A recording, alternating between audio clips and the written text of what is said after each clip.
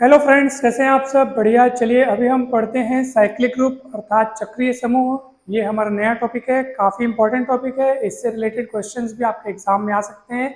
सबसे पहले हम साइक्लिक ग्रुप का डेफिनेशन देखेंगे और उसके कुछ एग्जाम्पल्स देखेंगे, फिर कुछ बहुत ही इंपॉर्टेंट नोट्स, बहुत ही चुनिंदा एक साथ उनका लिस्ट बना दिया गया है। जितने हो सकते थे, अभी बहुत सारे वैसे बचे हुए हैं, तो उनके लिए मैं और वीडियो बनाऊंगा।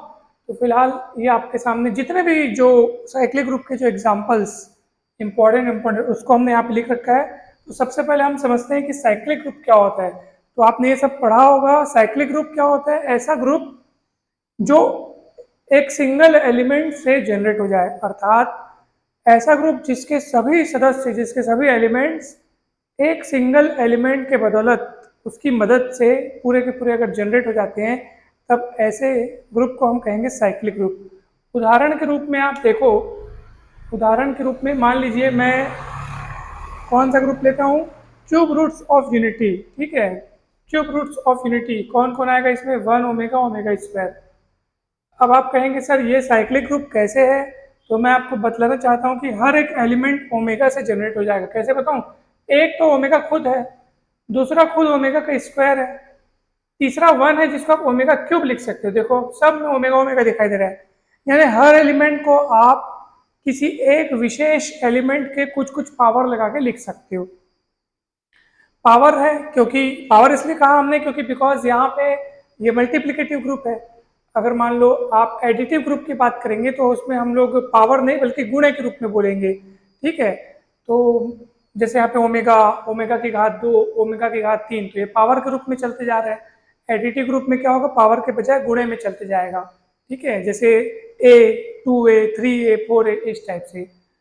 तो आप समझ गए होंगे कि साइक्लिक ग्रुप क्या होता है कि ऐसा ग्रुप जिसमें कोई एक विशेष एलिमेंट, मान लो वो ए है, ठीक है, ए उसका अस्तित्व रहता है और इस तरह से रहता है कि वो पूरे ग्रुप के एलिमेंट्स को जनरेट करता है। यानी कि पूरा ग्रुप उस एलिमेंट ए के द्वारा जनरेट होता है और इसी कारण से उस विशेष एलिमेंट को हम कहते हैं उस ग्रुप का जनरेटर। ठीक है, ये देखो लिखा है उस ग्रुप का जनरेटर। और इसको हम सिर्फ इतने, देखो किस रूप में, कितने सरल रूप में लिखा है हमने इसको। G इज इक्वल्स टू ए, और ए के आजू बाजू ब्रैकेट लगाए हैं। देखो आप इस तरह से भी आप लिख सकते हो इसको, इस तरह से भी और इस तरह से भी आप लिख सकते हो। इसका मतलब यह है कि ए ऐसा वो विशिष्ट एलिमेंट है जिसकी मदद से पूरा ग्रुप जो है वो जनरेट हो पा रहा है। तो इस तरह से लिखते हैं उसको, ए की घात n such that n belongs to z। मतलब n बिलोंग्स टू z मतलब n कोई भी इंटीजर हो सकता है। तो ए की घात 1, ए की घात 2, ए की घात 0, ए की घात -1, ए की घात -2, ए की घात के रूप में ही अगर सारे एलिमेंट आप लिख पा रहे हो, मात्र ए के घात के रूप में। इसका मतलब ए वो विशेष एलिमेंट है जिसकी कुछ कुछ घात लगा के आप ग्रुप का कोई भी एलिमेंट व्यक्त कर पा रहे हो, इसलिए ग्रुप को बोलेंगे साइक्लिक ग्रुप। ठीक है, और हमेशा एक बात याद रखिएगा, वो जो विशेष एलिमेंट रहता है जिसको ग्रुप का जनरेटर कहते हैं, उस जनरेटर का ऑर्डर और स्वयं उस ग्रुप का ऑर्डर हमेशा बराबर होता है। अर्थात किसी भी साइक्लिक ग्रुप का ऑर्डर उसके जनरेटर के ऑर्डर के बराबर होता है। तो एक महत्वपूर्ण तथ्य है, इसका आप ध्यान रखिएगा। और मैं आपको बात बता रहा हूँ कि अगर मान लो कोई एलिमेंट ए है, अगर ये किसी ग्रुप का जनरेटर है, साइक्लिक ग्रुप का जनरेटर। अच्छा, ये जो जनरेटर है और ये सब कंसेप्ट ना साइक्लिक ग्रुप के लिए ये होता है। जनरेटर नाम का जो कंसेप्ट है कि सारे एलिमेंट को सिंगल एलिमेंट से जनरेट करना, ये सब चीज केवल किस में होती है? साइक्लिक ग्रुप में ही होती है। ठीक है, तो अगर ए मान लो किसी साइक्लिक ग्रुप जी का अगर जनरेटर है, तो निश्चित तौर पर उस ए का जो इनवर्स होगा, यानी कि ए इनवर्स, वो भी उसी ग्रुप जी का जनरेटर होगा। ठीक है, और फिर आप, अब जनरेटर होगा तो वो जनरेटर है और उसका भी ऑर्डर जी के ऑर्डर के बराबर होगा। तो ऐसे होगा। वैसे भी हम जानते हैं कि किसी भी एलिमेंट का ऑर्डर उसके इनवर्स ऑर्डर के बराबर होता है। ऐसा हो गया, और ये आप इसको इस तरह से लिख सकते हो, तीनों के ऑर्डर बराबर हो गए। ठीक है, तीनों के ऑर्डर बराबर आपको ऐसे लिखना है, क्योंकि हमेशा ग्रुप का ऑर्डर जनरेटर के ऑर्डर के बराबर होता है, और कोई एलिमेंट अगर जनरेटर है तो उसका इन्वर्स भी जनरेटर होता है, इसलिए उसका ऑर्डर, तीनों का ऑर्डर मतलब बराबर है। तो इस चीज को आप हमेशा ध्यान रखिएगा। उसके बाद कुछ महत्वपूर्ण तथ्य और महत्वपूर्ण बातें आप देखिए ध्यान से। Z plus is cyclic group. ठीक है, पूर्णांकों का समूह है, group of integers, cyclic group है। अब आप कहेंगे सर साइक्लिक ग्रुप है, इसका मतलब ये है कि जरूर ये किसी सिंगल एलिमेंट से जनरेट हो रहा है। यस, वो सिंगल एलिमेंट कौन है? वो है 1। आप मात्र 1 की बदौलत ग्रुप के सारे एलिमेंट्स को जनरेट कर सकते हैं। यहाँ पे आपके पास ऑपरेशन जो है वो प्लस वाला है। 1 में अब देखो, मैं किसी भी दूसरे एलिमेंट का इस्तेमाल ही नहीं करूंगा और सारे एलिमेंट बन जाएंगे। देखो 1 की बदौलत मात्र कैसे दूसरे एलिमेंट बन रहे हैं। देखो यहाँ पे, देखो रफ कार्य मैं आपको यहाँ पे बताऊंगा, ठीक है। ये जो जगह छोटी है ना, यहाँ पे रफ कार्य, जो भी चीज को एक्सप्लेन करना होगा मैं यहाँ पे करूंगा। देखो 1 जैसे है ये 1, अब 1 में खुद उसी 1 को और जोड़ो तो क्या बन गया? 2। एक एलिमेंट जनरेट हुआ ना, उस एलिमेंट को जनरेट करने में आपने इस्तेमाल सिर्फ 1 का ही किया है। कितने भी बार करो उसका, उससे कोई वो नहीं है, लेकिन आपने 1 किसी और किसी का इस्तेमाल नहीं किया। 2 जनरेट हो गया, अब उस 2 में फिर 1 को जोड़ दो। अब बोलोगे 2 का आपने इस्तेमाल किए, लेकिन नहीं इस्तेमाल करना तो मत करो, आप वापस 1 + 1 लिख सकते हो ना, 3 बन जाएगा। देखो पूरी गिनती रेडी हो सकती है। 1 में अगर आप 1 का ही जो इनवर्स है अगर वो जोड़ दो तो 0 बन जाएगा, जो कि उस ग्रुप का तत्समक अवयव है, आइडेंटिटी एलिमेंट है। अगर आप माइनस वाली गिनती में जाना चाहो तो माइनस एलिमेंट्स भी आप यहाँ पे जनरेट कर सकते हो, ठीक है। मात्र इसी 1 के बदौलत आप जनरेट कर सकते हो, 1 की ही बदौलत क्यों नहीं जनरेट कर सकते? सीधी सी बात है। आप बोलोगे सर 2 इसमें है तो 2 है भैया, तो -2 भी होगा, एडिटिव इनवर्स तो होगा ही होगा ना। अब 1 और -2 के बीच आप ऑपरेशन लगाओगे तो -1 आ जाएगा उस ग्रुप में। मतलब हर पूरे नेगेटिव एलिमेंट भी जनरेट कर सकते हो। अच्छा 1 अगर इस ग्रुप का जनरेटर है तो -1 भी जनरेटर होगा, क्योंकि यहाँ पे बोल दिया गया है किसी भी एलिमेंट, अगर कोई एलिमेंट किसी ग्रुप का, किसी साइक्लिक ग्रुप का अगर वो जनरेटर है कोई एलिमेंट, तो उस एलिमेंट का इनवर्स एलिमेंट जो होगा वो भी उसी साइक्लिक ग्रुप का एक जनरेटर होगा। तो इसका अर्थ आप ये समझ लेना कि किसी साइक्लिक ग्रुप में ऐसा नहीं है कि एक ही जनरेटर होता है, अनेक जनरेटर्स हो सकते हैं, ठीक है। अनेक ऐसे एलिमेंट्स हो सकते हैं जिनके अकेले के बदौलत पूरा ग्रुप निर्मित किया जा सके, ठीक है। तो कंसेप्ट क्या सीखने को मिला कि किसी भी साइक्लिक ग्रुप में ऐसा नहीं है कि सिर्फ एक ही जनरेटर हो, अनेकों जनरेटर्स हो सकते हैं। केवल एक जनरेटर भी हो सकता है, लेकिन अनेकों जनरेटर्स भी हो सकते हैं, ठीक है। तो ये बात हमेशा आप ध्यान रखिएगा। अब देखो, अब मैं आपको एक जबरदस्त बात बता रहा हूँ। Zn is cyclic for all n, Z1, Z2, Z3, Z4 सब साइक्लिक है। हम लोग एक एक का प्रूफ नहीं करेंगे, जो जो जैसे ये पहला वाला तो आपके मन में कौतूहल उठा होगा कि कैसे ये साइक्लिक है, तो ऐसे ही आप हर ग्रुप को चेक करके देख सकते हो। इसका प्रूफ भी आपको किताबों में मिल जाएगा, मगर हमको अभी अपने दिमाग में ये रखना है कि कौन कौन साइक्लिक है, कौन कौन नहीं है, ये हमको अच्छे से पता होना चाहिए, ताकि अगर हमारे एग्जाम में क्योंकि ऑब्जेक्टिव आएगा तो हमको जल्दी से उत्तर को चुनना है। Zn साइक्लिक होता है हमेशा। Sn permutation group, symmetric group जो है वो साइक्लिक होगा सिर्फ 1 और 2 के लिए, यानी S1 और S2 बस साइक्लिक हैं। S1 और S2 बस साइक्लिक होगा, और उसके बाद S3, S4, S5 ये कोई भी इनमें से साइक्लिक नहीं होगा, ठीक है।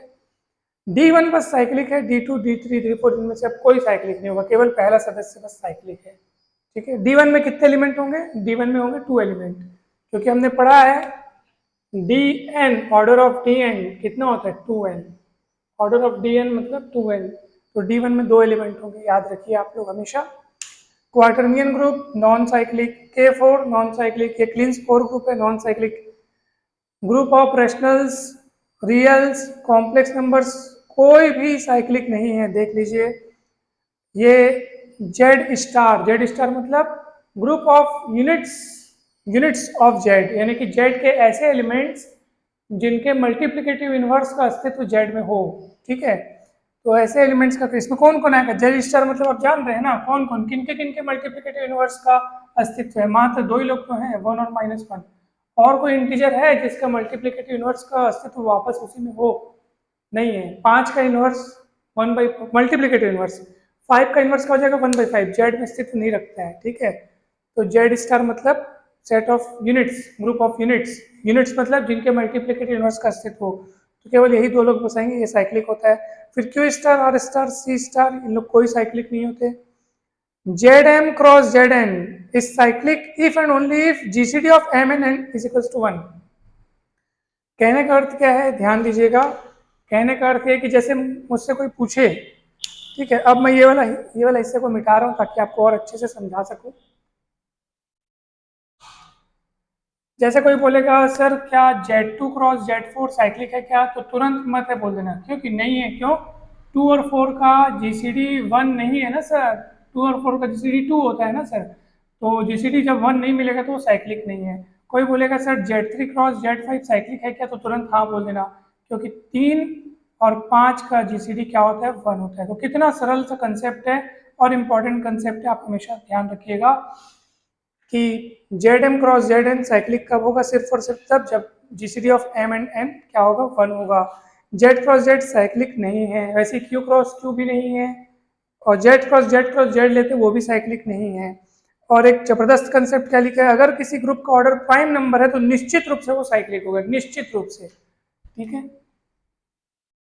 प्राइम नंबर है अगर किसी ग्रुप का ऑर्डर तो वो निश्चित रूप से क्या होगा, साइक्लिक होगा। यानी कि जैसे किसी ग्रुप का ऑर्डर 7 है, साइक्लिक होगा, गारंटी है। किसी ग्रुप का ऑर्डर मान लो 13 है, साइक्लिक होगा, गारंटी है। लेकिन ये मत सोचना कि जो ग्रुप साइक्लिक है निश्चित रूप से उसका ऑर्डर प्राइम ही होगा, क्या ऐसा नहीं है। मैं जो बोल रहा हूँ आपको समझ में आ रहा है। जैसे आप मान लो यही वाला ग्रुप देख लो, इस ग्रुप का ऑर्डर कितना हो जाएगा, 3 पंचे 15, 15 प्राइम नंबर नहीं है, ठीक है, फिर भी ये ग्रुप साइक्लिक है। तो अगर किसी ग्रुप का ऑर्डर प्राइम नंबर है तो गारंटी के साथ साइक्लिक होगा। इसका मतलब ये नहीं कि सारे साइक्लिक ग्रुप का ऑर्डर प्राइम नंबर हो, ऐसा जरूरी नहीं है। मतलब है ना भाई, समझ रहे हो बात को। यहाँ पे मैं इसको अच्छे से जमा के लिखता हूँ, अगर किसी ग्रुप का ऑर्डर प्राइम नंबर है तो गारंटी से साइक्लिक होगा। इसका अर्थ ये नहीं कि अगर कोई ग्रुप साइक्लिक है तो उसका ऑर्डर प्राइम ही हो, ये जरूरी नहीं है। ठीक है, इस बात को आप अच्छे से देख लो ना। यहाँ पे Z n is cyclic for all n लिखा है, Z1 Z2 Z3 Z4 Z5। Z4 बोलोगे तो Z4 में तो 4 एलिमेंट हो जाएंगे, 4 प्राइम नंबर थोड़ी है, लेकिन फिर भी वो साइक्लिक है। ठीक है, तो ये बात को आप हमेशा ध्यान रखना। और एक और बात मैं आपको बताना चाह रहा था कि जेड एन जो साइक्लिक होता है, तो भैया साइक्लिक है इसका मतलब जरूर उसके पास कोई एक विशेष एलिमेंट होगा जो उस ग्रुप का जनरेटर होगा, जिसकी मदद से सारे एलिमेंट जनरेट होते होंगे। जरूरी नहीं है कि एक ही जनरेटर हो किसी भी ग्रुप में। आपको पता है ना, किसी भी साइक्लिक ग्रुप में एक से अधिक जनरेटर हो सकते हैं। तो आपको पता है जेड एन में कितने जनरेटर होते हैं, जेड एन में जनरेटर्स की संख्या होती है 5n। लिख लो, number of generator in Z N 5n।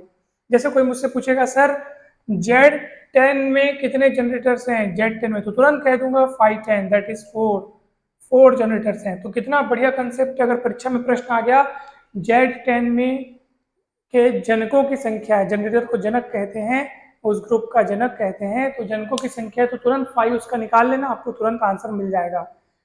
तो ये बेहतरीन कंसेप्ट्स थे, मुझे आशा है ये आपको अच्छे लगे होंगे और आपको समझ में भी आया होगा। ऐसे ही और भी बेहतरीन कंसेप्ट्स मैं अब इकट्ठा करूंगा, मेहनत लगता है थोड़ा सा, क्योंकि ये देखो चुन चुन कर इकट्ठा किए गए हैं। ऐसे ही और इकट्ठा करूंगा, आपको मैं नेक्स्ट वीडियो में बतलाऊंगा इंपॉर्टेंट कंसेप्ट जिनसे क्वेश्चन आ सकता है, और जो बस कंसेप्ट और फॉर्मूला तुरंत लगाएं। देखो ना, मान लो ये हमको अगर पता नहीं होता और परीक्षा में अगर यही पूछ दिया होता कि भाई Z10 के जनरेटर्स की संख्या कितनी है, ऑप्शन में वो 10 भी होता, 0 1 2 3 4 जो भी रहता, सही ऑप्शन उसमें से चारों में से एक ने एक तो सही ऑप्शन आपको देगा ही देगा, लेकिन हमको पता कैसे चलेगा कौन सा है। 10 भी सही हो सकता है। अब कई लोग Z10 देख के 10 लगा दिए, तो और हमको अगर पता है कि हाँ Z10 की जनरेटर्स की संख्या 5n है, तुरंत निकालो फॉर्मूला, आंसर लाओ। तो कठिन कुछ नहीं है, कठिन सिर्फ यही है कि हम उसके बारे में जानकारी नहीं रखते हैं। तो इसलिए अब मैं जो जो इम्पोर्टेंट कंसेप्ट है उन्हीं को इकट्ठा करके फिर आपके सामने लाते जाऊंगा, ताकि आपकी तैयारी कम समय में कम मेहनत से अच्छी तैयारी हो सके। तो आज की इस वीडियो में इतना ही। अगर आपको सच में ये वीडियो अच्छा लगा तो जरूर लाइक करें, लाइक करें, लाइक करें, और चैनल को सब्सक्राइब करें, सब्सक्राइब करें, सब्सक्राइब करें, और कमेंट जरूर करें, कमेंट करें, कमेंट जरूर करें। आप सभी का बहुत बहुत धन्यवाद। Thank you so much.